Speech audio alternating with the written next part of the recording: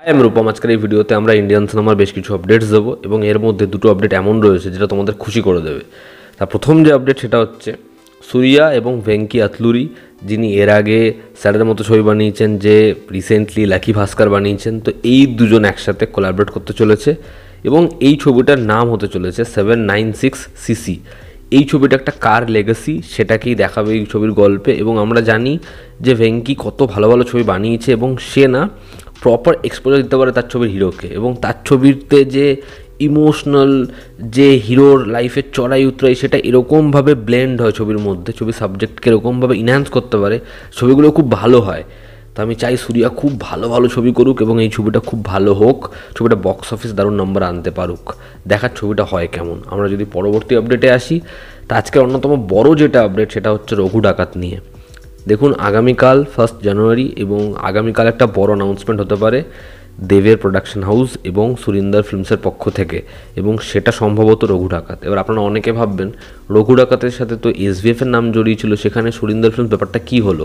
বিষয়টা হচ্ছে এসভিএফ এবং দেব একসাথে 2021 সালে ছবিটার অ্যানাউন্সমেন্ট করেছিল এবং 2024 হয়ে গেল, তা সত্ত্বেও কিন্তু ছবিটা বারবার কাজ হচ্ছে শোনা যাচ্ছে, কিন্তু ছবিটার কাজ এগোয়নি। অপরদিকে ধ্রুব ব্যানার্জি, সে এত বছর ধরে এই ছবিটা নিয়ে কিন্তু লড়ে গেছে, সে ছবিটা নিয়েই পড়ে রয়েছে এবং দেবের সাথেই সে ছবিটা করবে।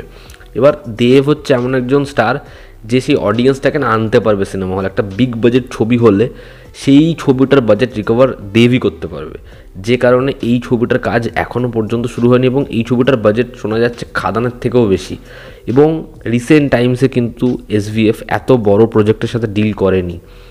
তো এবার যেটা শোনা যাচ্ছে সেটা হচ্ছে সুরিন্দর ফিল্মস, যারা দেবের সাথে খাদানে অ্যাসোসিয়েট ছিল এবং খাদান এত বড় একটা নাম্বার এনেছে, যে কারণে আবার তারা একসাথে আসতে চলেছে, যে কারণে হয়তো এসভিএফ এই ছবিটা প্রডিউস করবে না, ছবিটা প্রডিউস করবে দেব এন্টারটেনমেন্ট ভেঞ্চার্স এবং সুরিন্দর একসাথে। আবার এমনও হতে পারে যেহেতু এসভিএফের সাথে এই ছবিটার কথা এতদিন ধরে হয়েছে, তারা দেবের সাথে কথা বলেছে, তাদের সাথেই ছিল ধ্রুব ব্যানার্জি, তো মেবি 3টে প্রোডাকশন হাউস এসভিএফ, সুরিন্দর এবং দেব একসাথে এই ছবিটার প্রয়োজনা করতে পারে।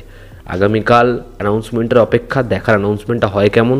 এই খবরটা আজকে সোশ্যাল মিডিয়াতে ছড়িয়ে রয়েছে, এক নামী পত্রিকার মাধ্যমে এই খবরটা জানানো হয়েছে, সেখান থেকে আমি খবরটা দিলাম যে আগামীকাল আসতে পারে রঘু ডাকাতের অ্যানাউন্সমেন্ট এবং আমরা একটা ম্যাসিভ কোলাবোরেশন দেখতে পেতে পারি। পরবর্তী এবং আজকের অন্যতম আরও একটা বড় আপডেট হচ্ছে জিৎ রাইহান রাফির ম্যাসিভ কোলাবোরেশন লায়ন।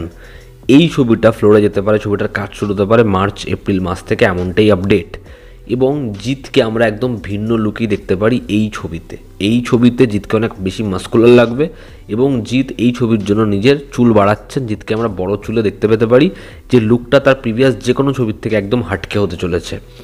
এবং এই ছবিটা একটা লম্বা সময় নিয়ে শ্যুট করা হবে। তার মধ্যে বলে রাখি, রাইহান রাফির কিন্তু অন্য ছবির কাজও চলছে, সেই ছবির কাজও আরম্ভ হয়ে গেছে, যেখানে সাকিব খান মুখ্য চরিত্রে অভিনয় করছে। তো দেখার সেই ছবির কাজ কমপ্লিট করে এই ছবিতে যেতে কতটা সময় লাগে। ছবিটা লম্বা সময় ধরে যে শ্যুট হওয়ার কথা বললাম, তার মধ্যে মালয়েশিয়া এবং থাইল্যান্ডের শ্যুটের পোর্শনের কথাও তারা ভেবেছে। এই ছবির যে জাহাজের পোর্শন, জাহাজ খোঁজা, সেটা নিয়ে তো আগে আমরা আপডেট দিয়েছি। তো এটা একটা ম্যাসিভ স্কেলে শ্যুট করার প্ল্যান হচ্ছে ছবিটার। দেখার এই ছবিটা যখন আসে আমরা জিতকে কীরকমভাবে পাই, ছবিটা হয় কেমন।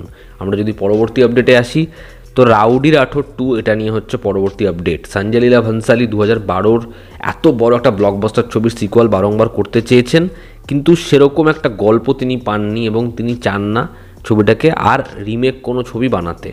তো যেটা বিষয়, কন্নড় ইন্ডাস্ট্রির একজন রাইটারের সাথে কোলাবোরেশনে যাচ্ছেন সঞ্জয় লীলা ভনসালি, সেই ছবিটা প্রডিউস করবে এবং ছবির ক্রিয়েটিভ টিমে থাকবে। এবং এই কন্নড় ইন্ডাস্ট্রির একজন রাইটার, সে এই ছবির গল্পটা লিখছে এবং তাদের একটা রাইটিং টিম তারা তৈরি করেছে এই ছবিটার জন্য। বিজেন্দ্র প্রসাদ, সে কিন্তু এর আগের বারের গল্প লিখেছিল, এই ছবিটার পার্ট 2-এও তার একটা ইনিশিয়াল আইডিয়া ডেভেলপ করা রয়েছে। এবার দেখার পার্ট 2 এর কাজ কবে থেকে শুরু হয়, অক্ষয় কুমারকে কীরকমভাবে প্রেজেন্ট করে এই নতুন রাইটার এবং সঞ্জয় লীলা ভনসালি আর তার টিম। আমি এই ছবিটার জন্য ডেফিনেটলি ভীষণ ভীষণ এক্সাইটেড। আজকের অন্তিম যেটা আপডেট সেটা হচ্ছে সালমান খানের সিকান্দার ছবিটা নিয়ে। এই ছবিটা রেকর্ড ব্রেকিং ভিউজ এনেছে নিজের টিজারে। এবার ছবিটা কি বক্স অফিসের কামাইয়ের ক্ষেত্রেও রেকর্ড ব্রেকিং কিছু করতে পারে? তো এই ছবিটা হিন্দি ছবি হিসেবে সবথেকে বড় ওয়াইডের রিলিজ পেতে চলেছে। অ্যাক্রস ইন্ডিয়াতে শুধুমাত্র ছবির হিন্দি ভার্সনই 5000-এর বেশি স্ক্রিনে রিলিজ হবে এবং এই ছবিটা নো শেয়ারিং ডিলে যেতে পারে। দেখার মেকার্সরা এই ছবিটা ডিস্ট্রিবিউট করার ক্ষেত্রে কত বড় কিছু ভাবছে, দেখার এই ছবিটা হয় কেমন এবং ছবিটা বক্স অফিসে কী নাম্বার বানায়।